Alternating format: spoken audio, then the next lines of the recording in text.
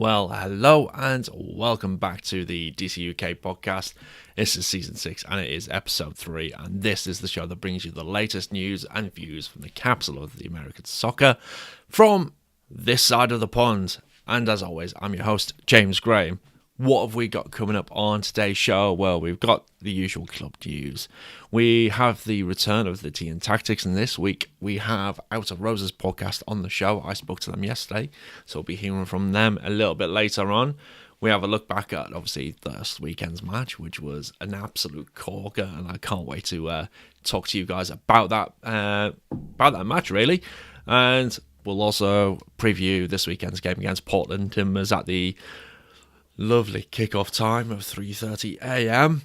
And then at the end of the show, we'll be looking over your thoughts and questions from this last week. So if you've got any questions or thoughts that you want me to answer live on today's show, please do hit me up in the chat and I will answer them throughout the episode. But first, a little cheeky word from our sponsor.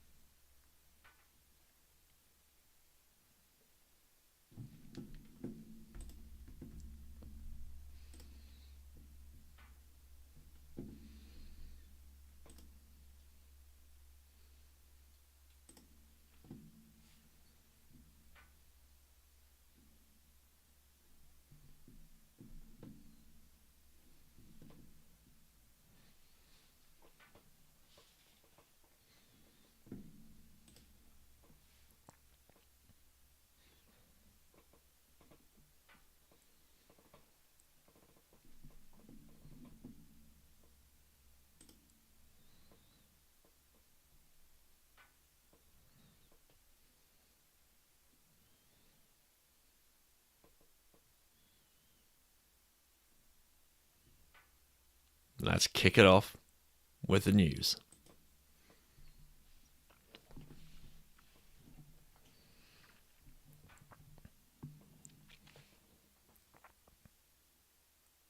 On this week's news, we had our mentioned first week of fixtures, and it was an absolute corker of a week.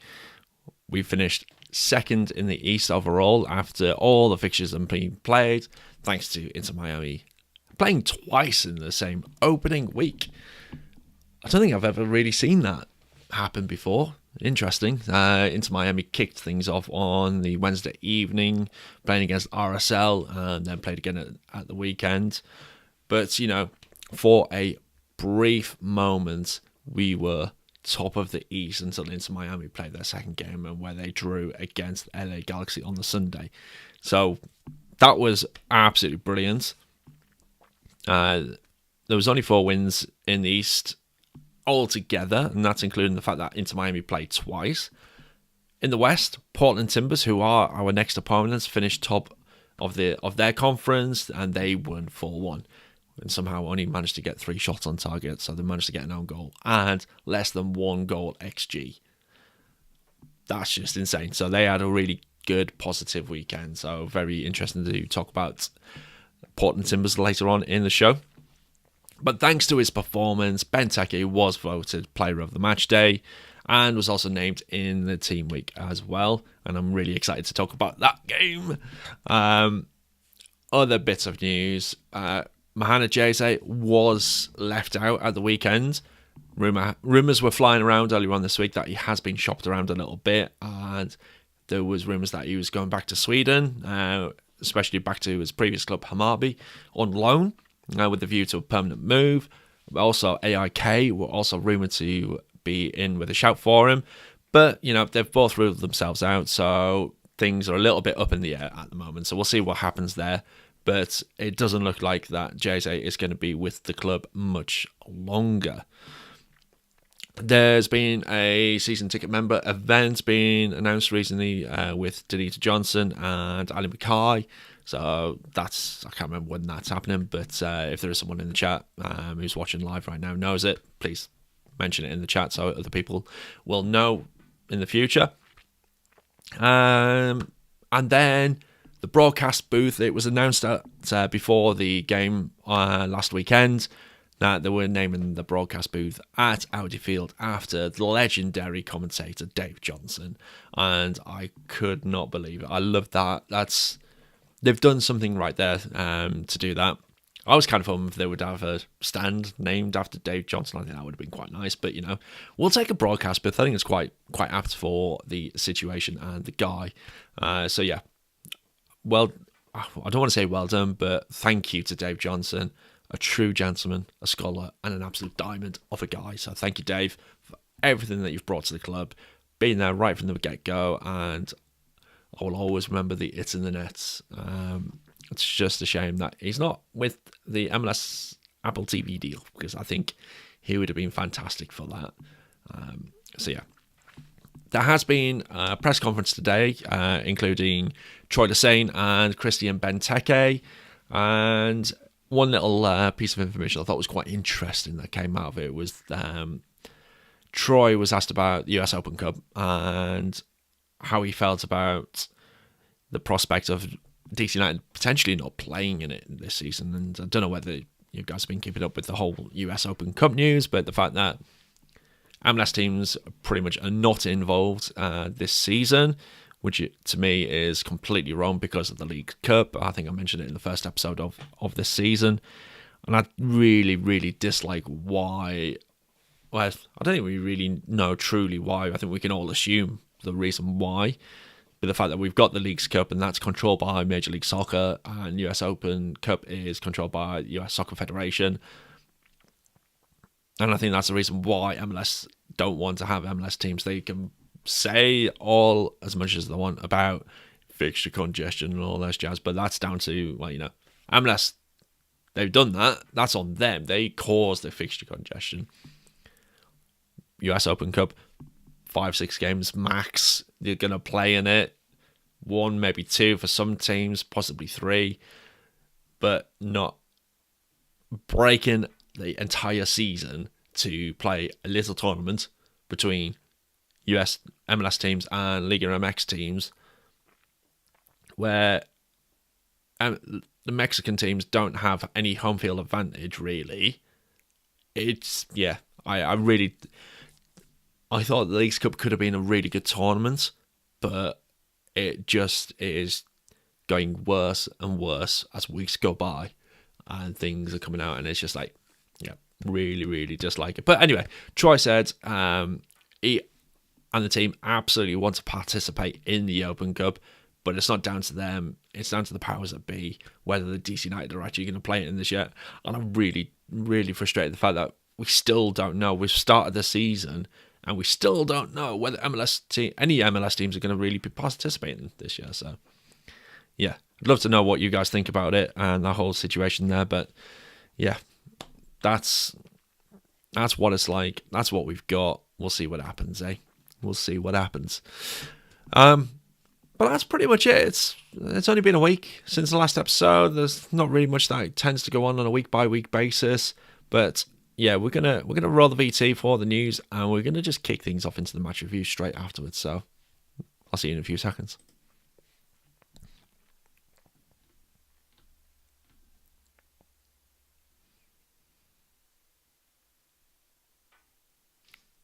So let's talk match review. DC United versus New England. Let's take a look at some highlights. Come on, ref.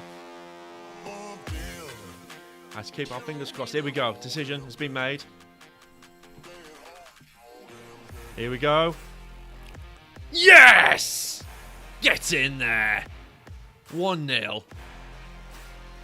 Benteke with a beautiful header, leaping like the salmon that he is, nodding it down in the way that he does it. Beautiful. Smile on the face. Captain fantastic. Look at this. Bring the ball forward towards Strauss. Strauss cuts inside. Drives forward. Click to Benteke. Benteke on the edge of the box. Pirani has a go, but it is blocked. Antley heads it in. Benteke! Get in there! Get in! Yes!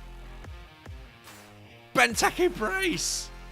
Now it's Click turning around, trying to just use up as much time as he possibly can. Herrera wins it back. Beautifully done. Whips that ball in towards Benteke. Hat-trick!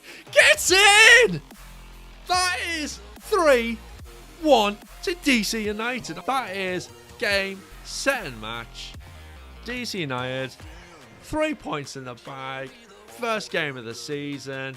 Hat-trick. Beautiful. Yeah, beautiful. What a game that was. And I'm still pinching myself over that. It was truly brilliant watching. And yeah, it was fantastic. I loved staying up for that one. Great way to start the season. Did the watch along, which is going to be interesting to see how we're going to do that this weekend. Obviously, with the 3:30 kickoff. But yeah, fantastic game. Obviously, we had the hat-trick.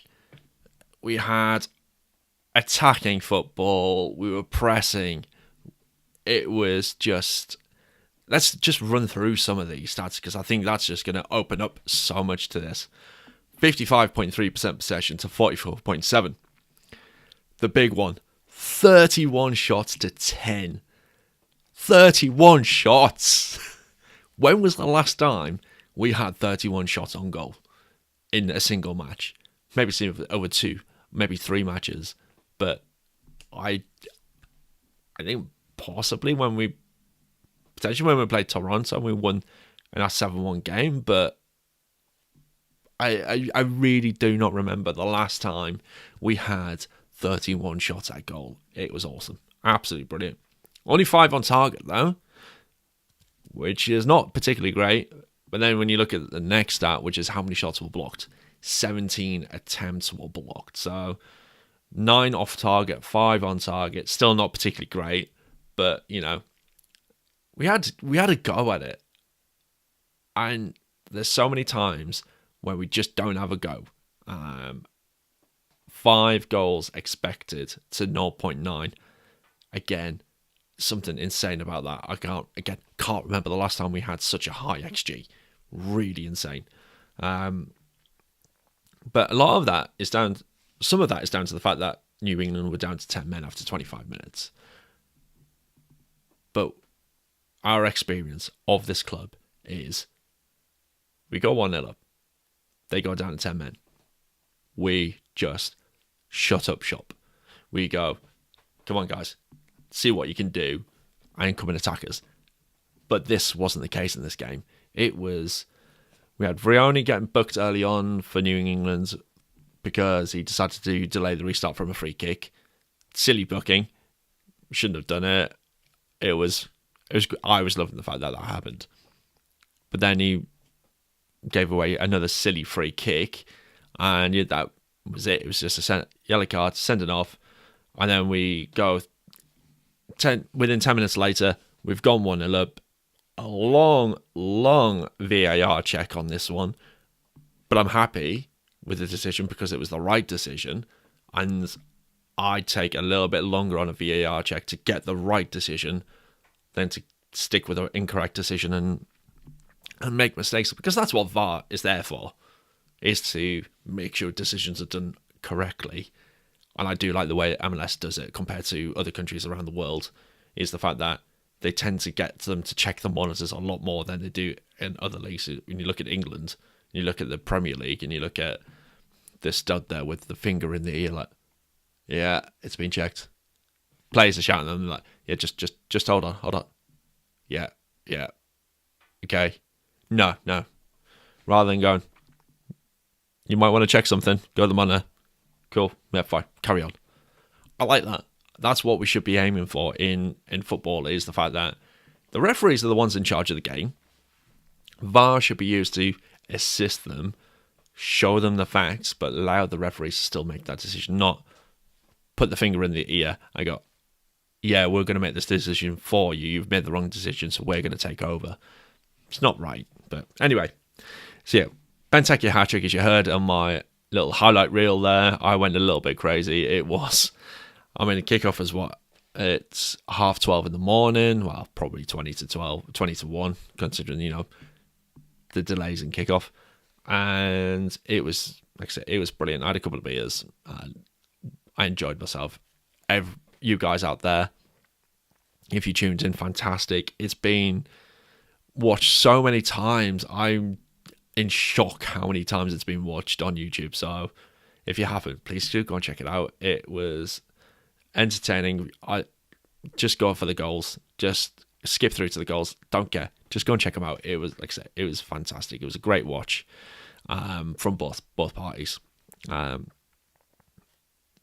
It seems in this game, and it was interesting to find out how we were going to play, because we've not been able to see really anything from pre-season, and it was interesting to see what our style of play was going to be, how we were going to attack.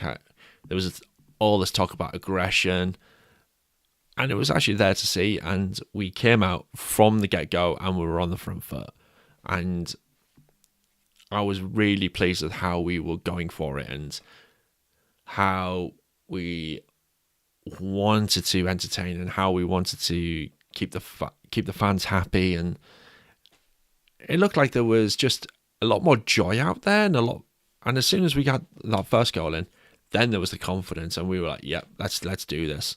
I've written down about some players that impressed me. So things like players like Herrera impressed me, Patola impressed, Jared Stroud impressed me. His work ethic was incredible. He was all over the pitch. Missed an absolute sitter in coming up towards half time. He should have had his first goal for the club on his debut. He had a couple of opportunities to get his first goal for the club. One in the first half, one in the second half. But again, the fact that we got into those areas to score those goals, I'm not going to argue. It will come. And this was the first game. And if we were like that in the first game, things will improve. Yes, we're going to come up against some really good teams over the season, like we always do. But I'm happy. I was cautiously optimistic a couple of weeks ago, but now I am optimistic, and I'm very happy. I went to bed at, what was it, 3:30 in the morning. I was like, yeah, I'm buzzing, absolutely buzzing. It was difficult to go to sleep after that, but I was so happy. I didn't go to bed thinking, why did I stay up? Why did I put myself through that? And I went to bed. I was like, I'm glad I stayed, and I'm glad I put myself through that. So, yeah. My last note on it was a fantastic way to open the season. Pure entertainment, and I thoroughly enjoyed it. So, I'm hoping we get more of these types of match reviews, because it was just, like I said, brilliant. Speaking of match reviews, do go and check out DCUnited.com and go check out our match previews and match reviews from Richard Wilson. He's doing that throughout the season for us, and they're a good read, I have to say. They're very good, so go and check them out. I'm not being biased because he's writing for our website, but he is good at what he does. That's why he's come and joined us in doing these. So please do go and check those out, and go and give him some love over on Twitter, on social media. He goes by @RJ Rolson. Right, we're going to go through our Tea and Tactics episodes with the Outer Roses podcast. I was joined by Aaron for this week, and I got to speak to him yesterday. We went through all sorts in this, so I'm not going to say much more. We're just going to go straight into it. So enjoy this, and let me know what you think throughout this segment. Well, welcome to this week's edition of Tea and Tactics. I'm joined with Aaron from the Outer Roses podcast, who look after all things Portland Timbers. Welcome to the show, Aaron. Yeah, thanks for having me on. Now, we were obviously chatting and DMing a little bit, and we actually have something a little bit in common, even though you won't be able to tell by the accent, is we're both English. Yep. Yeah. What the heck? By chance, yeah. Yes. Yeah, so you're from, I think you were saying you were from the lovely, lovely, dreary town, if you don't mind me saying, of Slough.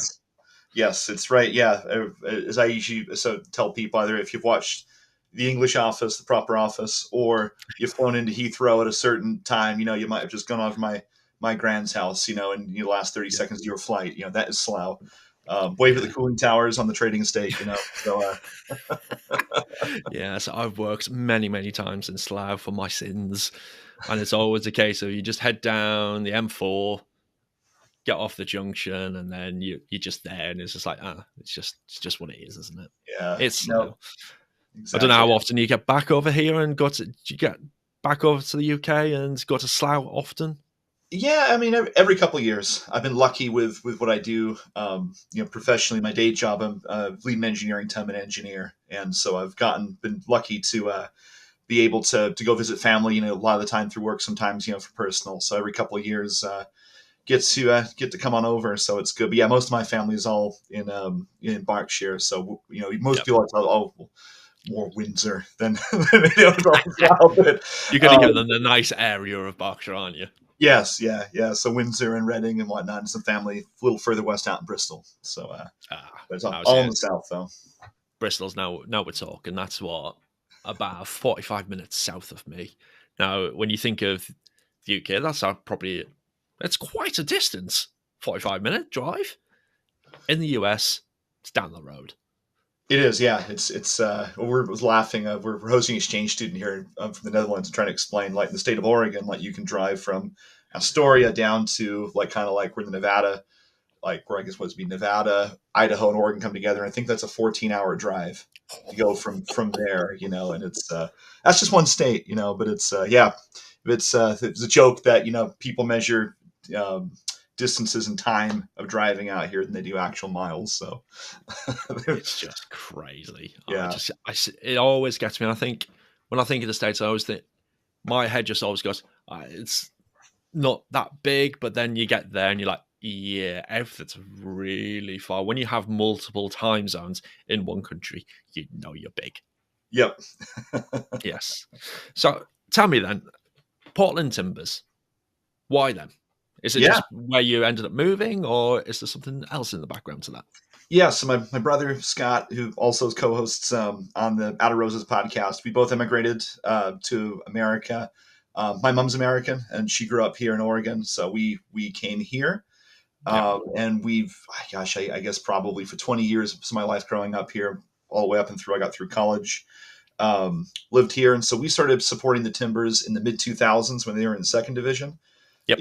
Back we used to sort of say the Timbers Army was literally just Section 107. It was 107, a little bit of 106 and 108, Yeah.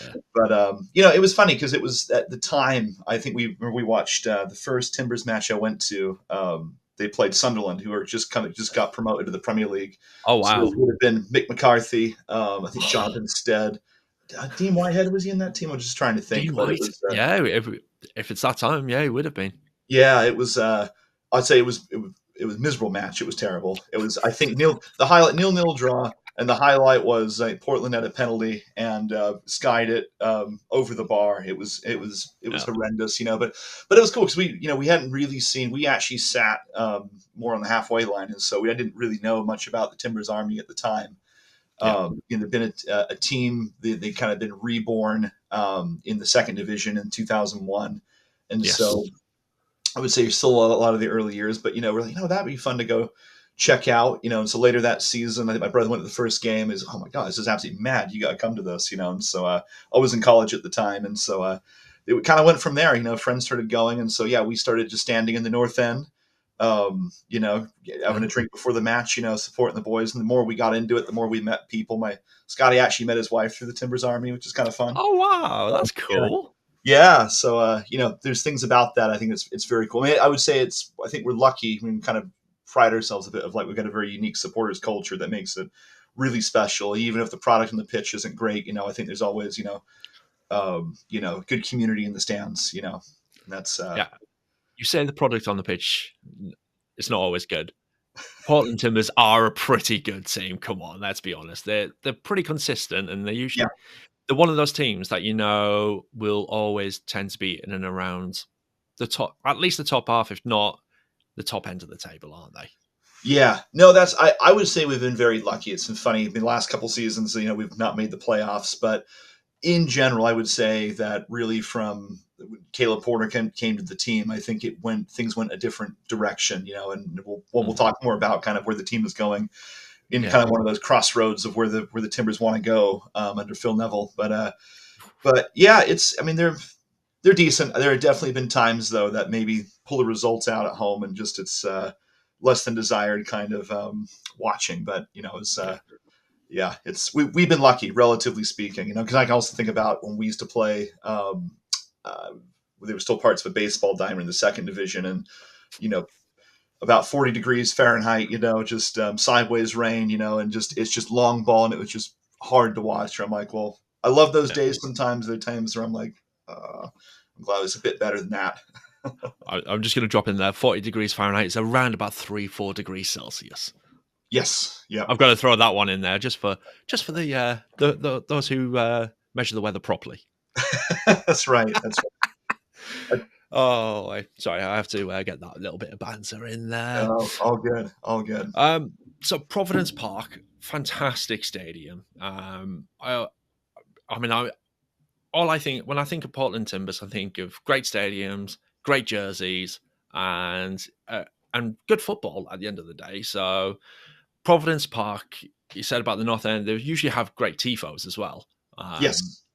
Talk to me about is there much history behind the tifos? Has that always been a thing at Providence Park, or is that something that's been relatively new? I would say at the end of the USL era, there's always been a lot of two sticks. That's been very common. Yeah. I would say through I can remember. I think probably I think one of our early tifos that was famous, I would say, has got to be when we played Seattle. Their first year in the MLS, we were still in the second division, and we had Timber Jim cutting down the Space Needle, which was on low budget and whatnot, was clever and great. I remember we played a match. It was, I want to say it was like a 1 or 1:30 kickoff, and it just happened to be that we played against Montreal Impact when they obviously were still in the second division. But remember that it was just sun glaring in the eyes. Like everyone had sunglasses or just like this, for the whole match. And I just remember we did always look on the brighter side of life. Was like an early tifo, just like we're gonna have to. Nice. We're here to support our team, but boy, oh boy, this is really hard. It's just 90 minutes of squinting. It was rough, Yeah. but no, it definitely tifo's a thing. And I was going to ask, have you ever gotten the chance to come out to Providence Park, out to Portland at all, or? No, I haven't, unfortunately. So my history of going to matches in the States is I've only been to Audi Field. Okay. I was looking to, when I first came to the States, looking at going to Orlando because that was my first family trip to the States was in Orlando. But rather than going to an Orlando City match, DC United were playing at home. So me and my wife took a little trip up to DC and left my side of the family back in Orlando. Like we got your priorities. And it was my dad's birthday as well. Oh boy. He was all right with it. He was fine. He was like, you've got, I know you've got to do it. So we did it. Yeah.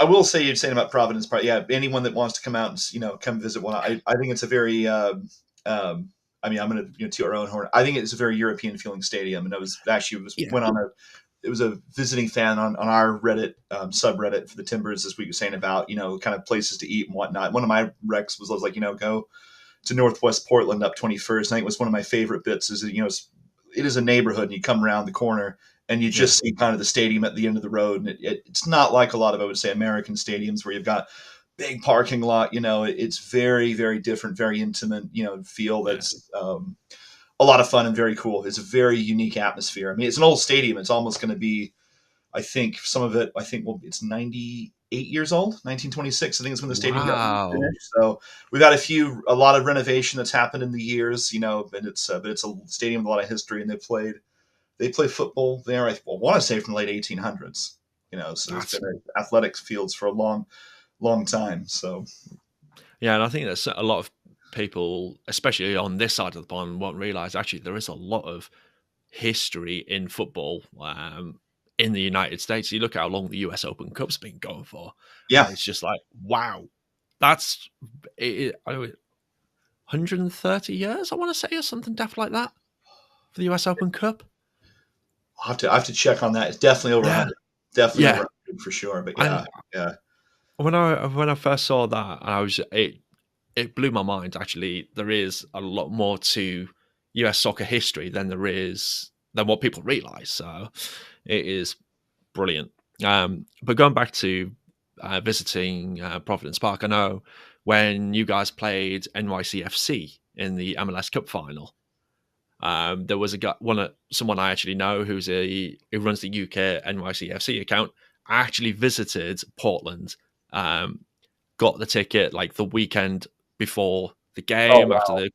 the final, and yeah, flew out and was actually there with the NYCFC owners. Oh wow.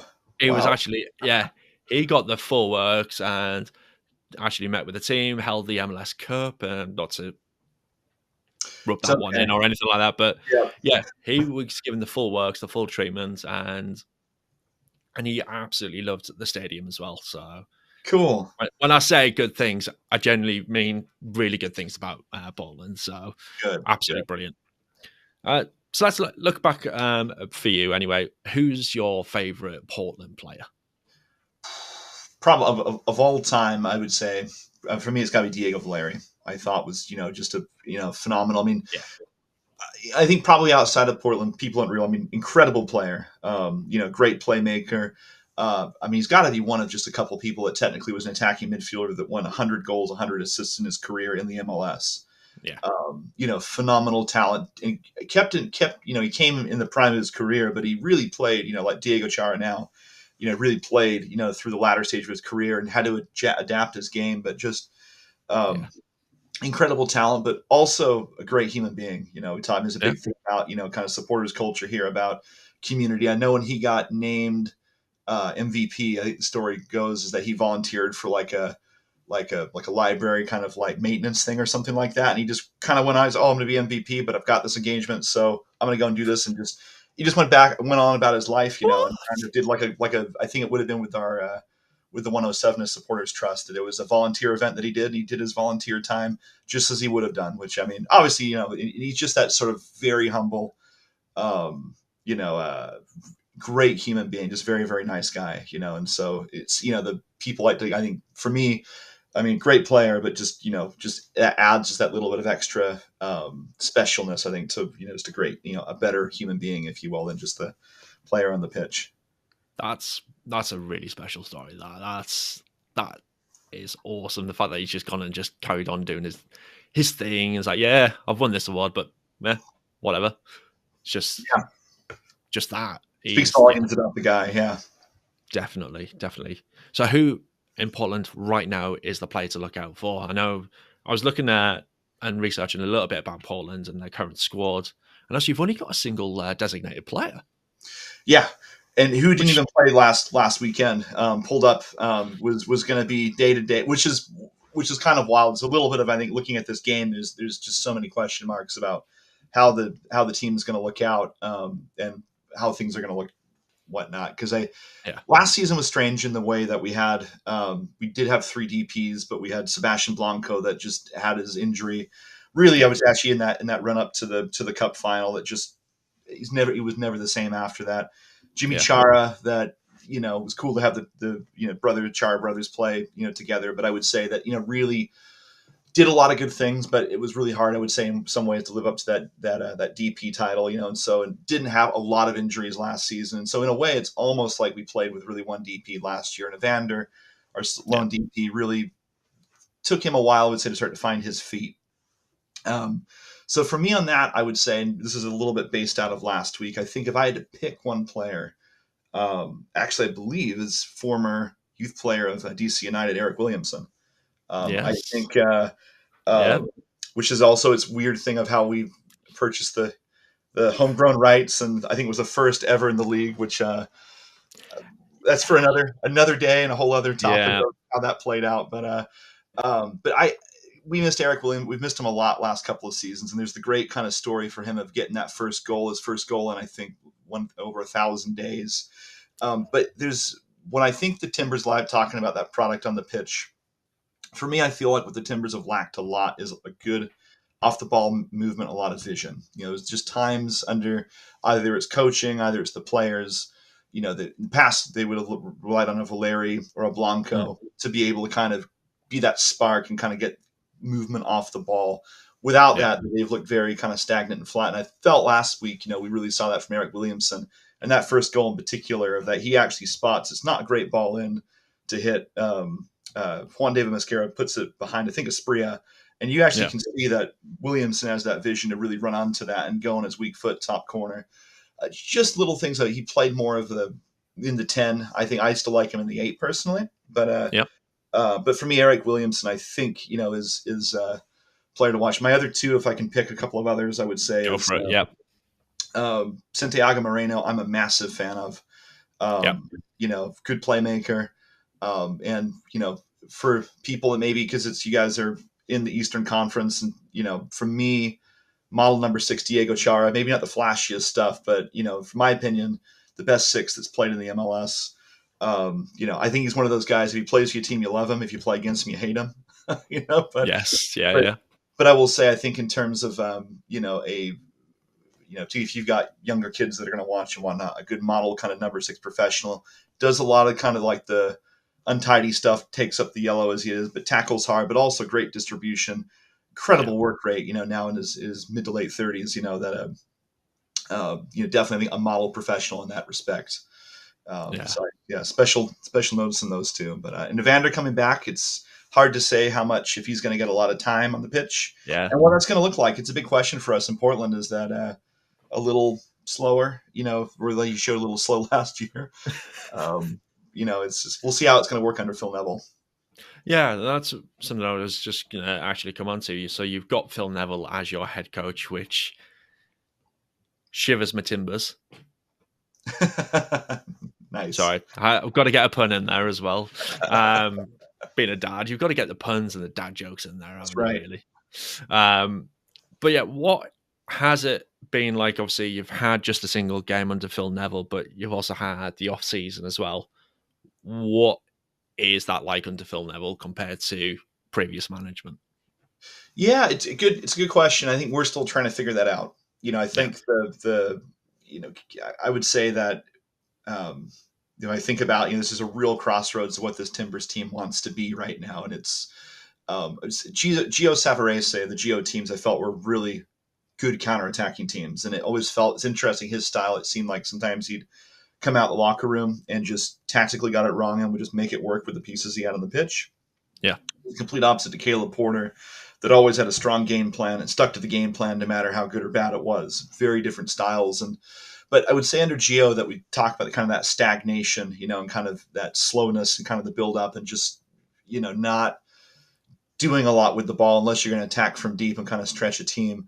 Phil yeah. Neville, it seemed like a lot quicker passing. I noticed like a Okay. lot more taking one less touch, shooting a little more. So I think we're going to see maybe not more, I guess a bit more directness, but it felt even the motion off the ball that we would attack as a single unit. And it felt like, but with a bit more purpose than I would say under Gio over the last couple of seasons. So, Mm. but it's really hard to say, we got to see one preseason game. You got to see a preseason game? We got one. Yeah. And that's just because NYCFC was, I know we're the lucky few. Yeah, But yeah, I think the other thing too, I think is just this tactical fluidity, and I was saying about Gio would kind of make things work and whatnot. I know that's Neville yeah, said about, he's really kind of said the importance of playing, we've been lined out as a back 3 a little bit already. In at least that one preseason game, I know in training that's been kind of touted, but we lined out on Saturday, played a 4-2-3-1. And it worked quite well, and yeah, the team looked. I mean, good result. I mean, it was probably can talk more about kind of how Colorado treated the game, and being there in the North End, it was interesting. At 13 minutes, they actually had in that second goal, they actually had a team huddle. Like that's how bad. We're like, oh my god, like this is What? not good, because we actually expected, we were like, we're gonna be happy to draw. Like we're like, we're Yeah, figuring things out. We didn't get our DP number 9, and then Felipe Mora, our starting number 9, was out injured, so we played Tyron Espria as kind of a makeshift 9. Noah Vander, Crepeau also didn't play. We had missing about 4 or 5 starters in that match, and so yeah, win was one thing, but yeah, it was interesting to say the least. So yeah, it's. I think we're still figuring it out for Phil Neville, but I'm expecting it to be. I don't think it's going to be quite the same result. Uh, as things played out, we'll kind of get there when we get there. But yeah, I think uh, we're all still figuring that out here in Portland as well, what it's going to Yeah. look like. Yeah, it's one of those weird things. Because we had obviously last week we were playing New England, who had Caleb Potter as a new head coach, and they were going through a new style of play. Granted, they played midweek as well, so they were coming off the back of that. But we still obviously got a fantastic win, so we were just loving it. It was insane. It was the most entertaining DC United match I've watched in a heck of a long time. So we were very happy, and with the fact I was just looking back on our stats from the game of the weekend, we had 31 shots. I don't think we had 31 shots in the entirety of last season. It felt like it was just mad. But so I think this weekend is going to be just another one of those games where nobody really knows what's going to happen. It's our first game between the two sides for 4.5 years. The last time was September 2019. Yep. This is the thing about MLS, the fact that we've got these two conferences, we've got many teams in each conference, the fact that you're not going to play every team every season, which I'm not a massive fan of. I want to play every single team because that's how we do it. Likewise. I mean, I know it's harder with all the conferences, but just classic home and away, that would be nice. I don't even mind playing every team in the other conference just at once and alternate like it has been. But we need to play every single team. That's how you know who the best team in the league is, isn't it? Agreed. Completely. Boy, yeah, we could talk all about kind of the schedule, playoff rules. I think probably have its own podcast, but yeah, that could be its whole entire season for just that little subject on its own. Yeah. So bit difficult to think about who's going to be playing this weekend. Usually we get availability reports usually on a Thursday. We're recording this on the Wednesday. But I want to go for a prediction for the weekend. Any idea? Because I don't. Gosh, I'm gonna say a 2-2 draw. Yeah. I think Benteke continues his fine scoring form, gets a brace against us. I was gonna say it's the one thing I think had we not been up, I think it'll be a very different game this weekend coming up because looking at how we actually could have conceded a few times. In fact, I think at one point when we were winning 4-0, Colorado actually had better expected goals than us at one point. Believe it or not, like that was actually watching the replay on a couple days later, and actually I was like, obviously a few beers less as well in the stands helps, yes. but you're like, man, this game could have played out very differently. I would say a bit soft in the back, but I will say this team, I think it's kind of cool. Phil Neville's made a real big point since he's been in Portland, of wants to make the fans happy. He's made a real big thing. I really feel he looks at his validation is really within the Timbers army of like how good, which is kind of cool. I think that at least that's in the press how I feel like it's getting kind of taken. But so I think we're going to be very attacking. I do think we'll get a goal. We're going to score at least once. So I think 2-2 draw. Benteke with a brace. And I would say for Portland, say Kamal Miller off a set piece, and we'll go Eric Williamson again with another goal. I'm saying this, he probably doesn't start. Pulls up injured. Yeah, this could all change by Friday. Yep, it could all change. I mean, I'd be happy with a 2-2 draw to be honest as well. I think, as I sort of just mentioned, it's been a while since we've played the Timbers, and Benteke looked really good at the weekend. We could have had, as I mentioned, 31 shots. We could have had a hatful more as well. Our expected goals from the weekend was 5, and again, it just surprises me. So I'm waiting for the bringing back down to earth moment. A 2-2 draw would be good, and I do think we would, if we're going to concede, it will probably be off a set piece. Yes, we've got Benteke, who's massive, but our sort of height in defence, we've lost Birnbaum's out injured. Donovan Pines is currently playing for Barnsley now. and he's doing well over there, which is nice to see. Those were our two sort of big centre halves. We don't have Brendan Hines-Ike anymore. We don't have Derek Williams anymore. So we've lost a lot of height. McVeigh and Bartlett aren't the tallest of defenders. So, yeah, if we're going to concede, it will most likely be off set piece.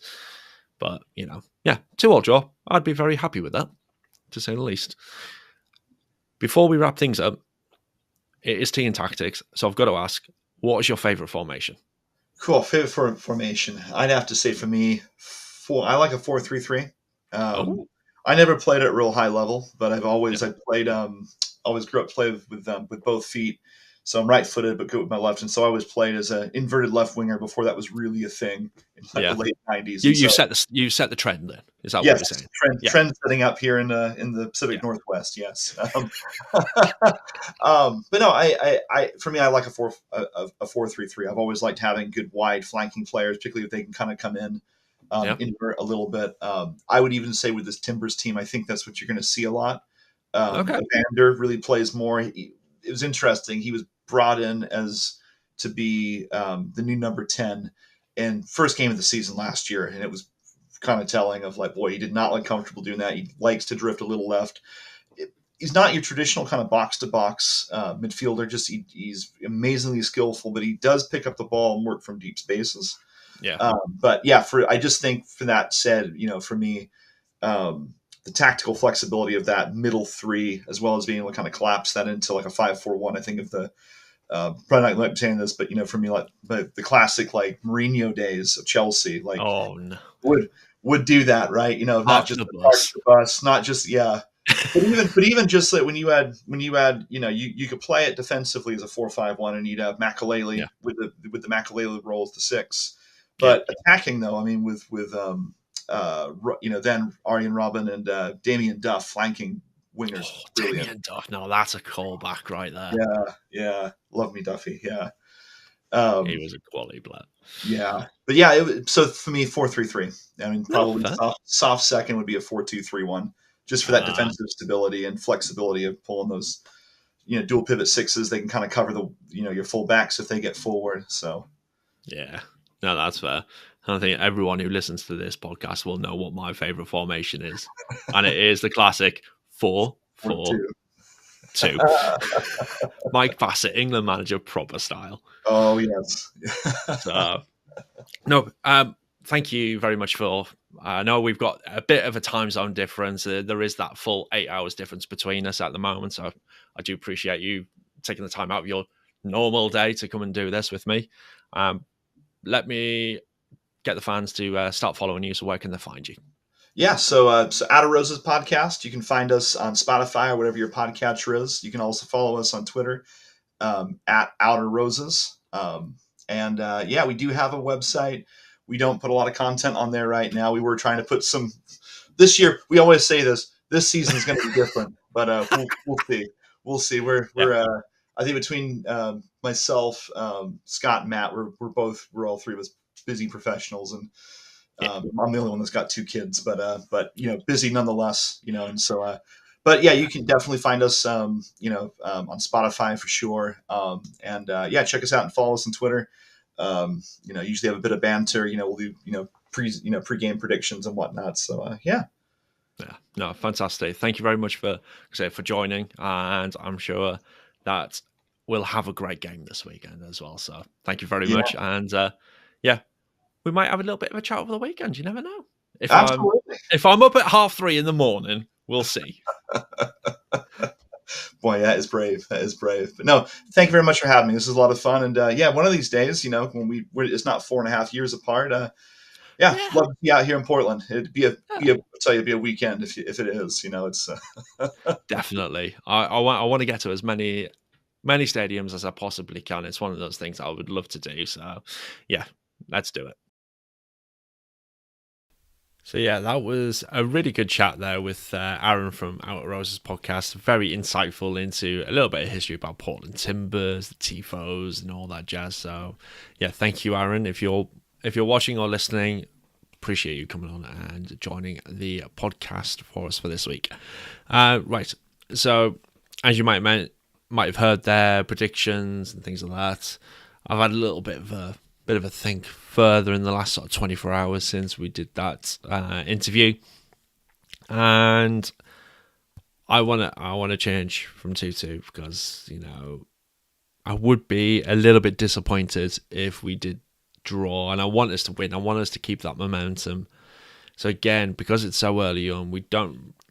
The only thing that we've heard since then, since the press conference happened today, as we're doing this live and recording, is that we have potentially a couple of players back from injury. That decision will be made later on. We've not heard who that's going to be, but that's what we're hearing, is that there will be a couple of extra players available to us. So that's always good. So again, early on in the season, Troy's a new manager for DC United. Phil Neville is a new manager for Portland Timbers. Again, it's one of those situations about who the heck knows what's going to happen at this weekend. So I'm just going to repeat my prediction from last weekend and hope I'm going with the heart rather than the head, and I'm going to go for another 2-0 win. Fingers crossed we get the clean sheet. Bono deserved to get a clean sheet. He was fantastic against New England Revolution, and the goal that Carlos Hill scored was just a bit of a wonder goal, really. So, nobody's going to save that. It was top draw, that goal. So otherwise, he did really well. We're going to move on to answering your questions now. As always, I send out the tweets, I send out the Instagram stories asking for your thoughts and questions from the previous week. And we got a good response in for this week's episode. So I'm going to start going through the responses that we had. And the first one was from TPED12, and he says, Benteke looks great. Who spells him? Is it Morel?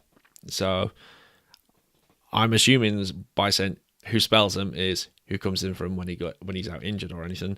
And looking at our roster, looking who we've got available, I think it would be Morel. In terms of style as well, he's quite big. He's a fairly big guy, a bit of an unknown, but looking at the goal that he scored in pre-season and some of the goals he scored in previous clubs, I think he would be the key guy to come in and, relieve Benteke of a bit of pressure, shall we say. Until we see him actually on the pitch and playing against MLS level players, it's a very much an unknown. But yeah, it would be him. I don't see Dahome or Fletcher or anyone like that replacing Benteke because they're not out-and-out strikers as such. Morel is that kind of player. So for me, in our current roster, that's who would replace Benteke if he's out for whatever reason. But also, it's the one position I would like to see extra depth in going into the summer as well. So I would like to see another out-and-out striker at the club to give us that depth and a bit of competition there as well. Buzzer Beat has come in and asked, what are some things you think we could improve on ahead of the Timbers match? So for me, one of those big things, and Troy mentioned it in the press conference, was things like our decision making when we were on the ball. It wasn't always on point, and you saw that. Yes, we had 31 on shots on goal, and it was great to see that we were having so many attempts at goal. But sometimes, did we need to have that attempt on goal? Could we have looked for potentially an extra pass to create an even better opportunity? Because there were a lot of blocked shots, and when you've got that amount of blocked attempts, did we really make the right decision to have a go at goal? So it's getting that fine balance. That will come with time and chemistry, and as the players get to know each other, we'll get there, and we'll say our shot ratio will go down, but the level and clear-cut chances created will be increased. So I'm sure we'll be all right with that one. Otherwise, I did think the centre-back pairing of Bartlett and McVeigh, whilst in its infancy, looked okay, but it was a little bit... a bit of a scary moment a few times.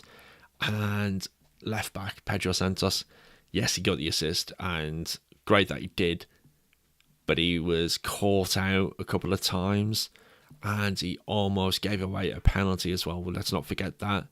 That scared me a little bit. So for me, that was also one of those key things that we need to improve on.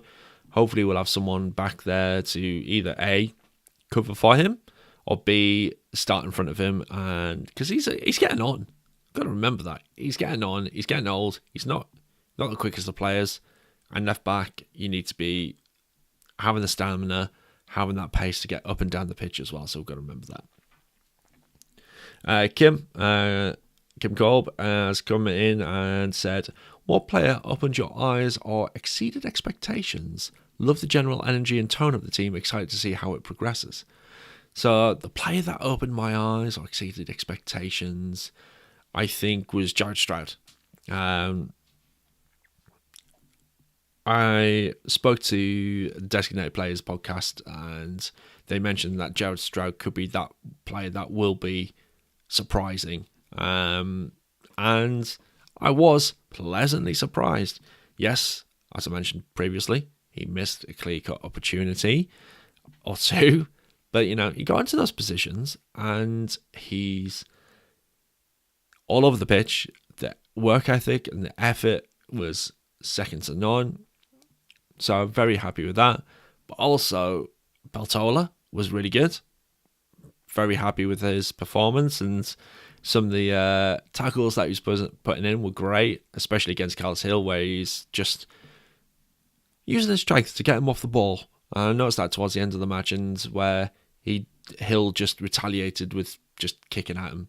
And when you get to that level and you're getting players to retaliate, that's, you're doing something right. So fair play to that. And also Herrera as well. I knew he was going to be good, but he was good. It was just nice. It was just hoofing the ball away when it was needed, getting some great tackles in there, looked good, got the assist. Yeah, did everything right in my books for that as well.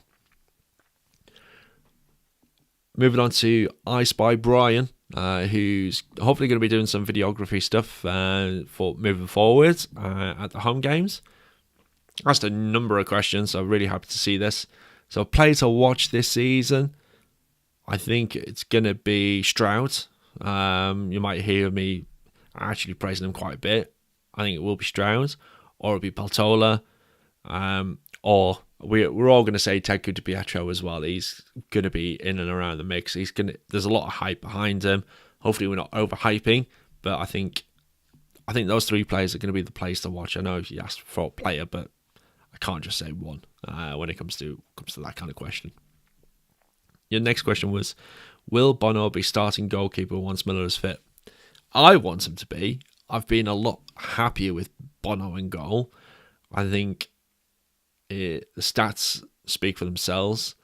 Last season, 9 clean sheets in 15 or 16 games. It's a very good record, to say the least. He played incredibly well at the weekend. If he continues in that vein of form, there's no reason why Miller would come in and replace him.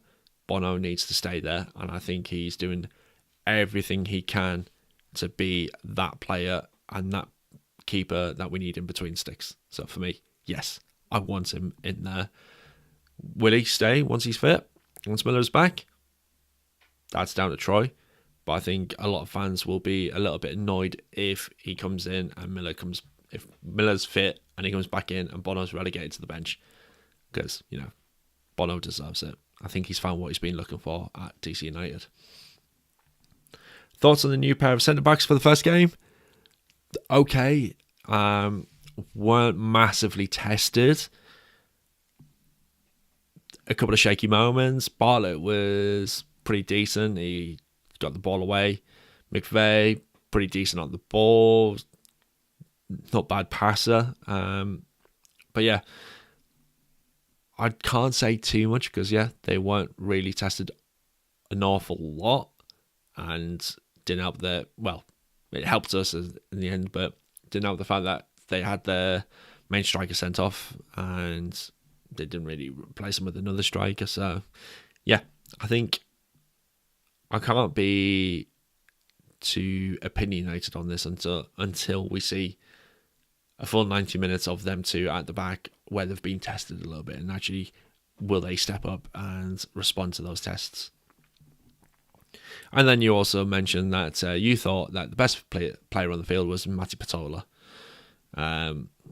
Again, I think we had a number of really good players on the field at the weekend, and I don't think we can really say too much who was the best. Obviously, Benteke got the hat-trick, Herrera got an assist, Patola was all over the pitch, doing the dirty work, getting the grunt work done, Stroud all over the pitch, getting in the right positions to potentially get a goal.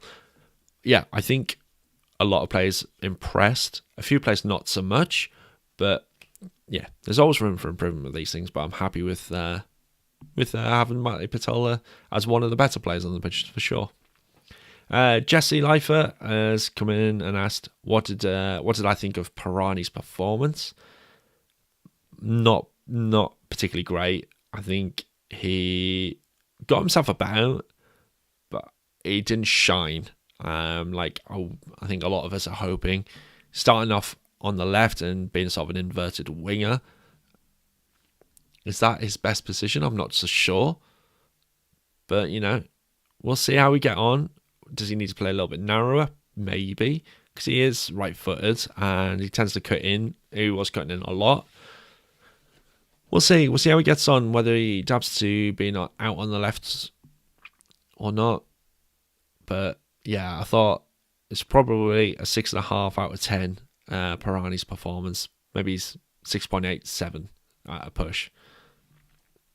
And then last question over on Twitter was from David, who's a DCUK member. Please come and join us if you want to join in the chats and everything. DCUnitedKingdom.com/membership.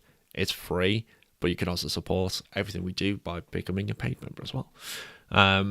David asked, do you think Pedro Santos is fast and sharp enough to be our starting left back? No. I was surprised to see him there against the Revs and fear the worst against Portland. Wonder if I see different option though. Who would that be? He's not a regular starter by any stretch of the imagination, Pedro.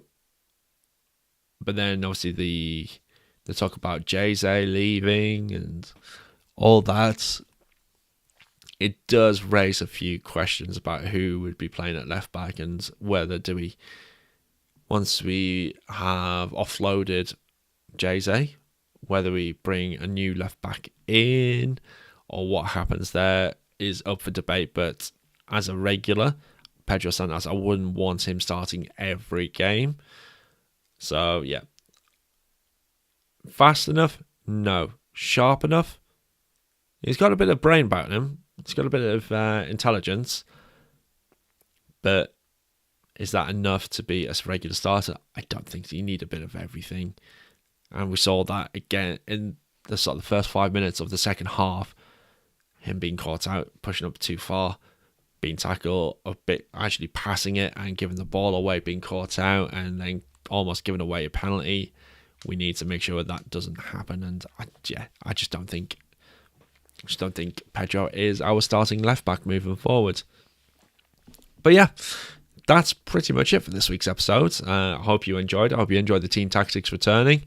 Hopefully we'll have another episode next week of Team Tactics, and we'll have another great match review and another great preview for the following weekend's game. But yeah, like I said, that's it for this week. I hope you enjoyed the episode. Please make sure you do subscribe if you haven't already to the podcast, whether that's on YouTube or on your favorite podcast provider. If you are listening to the podcast audio, please go and leave a rating. And if you're on one of those that allows a review, please leave a review. It'd be nice to read some good comments and read some feedback as well. But yeah, that is it for this week. I hope you enjoyed it.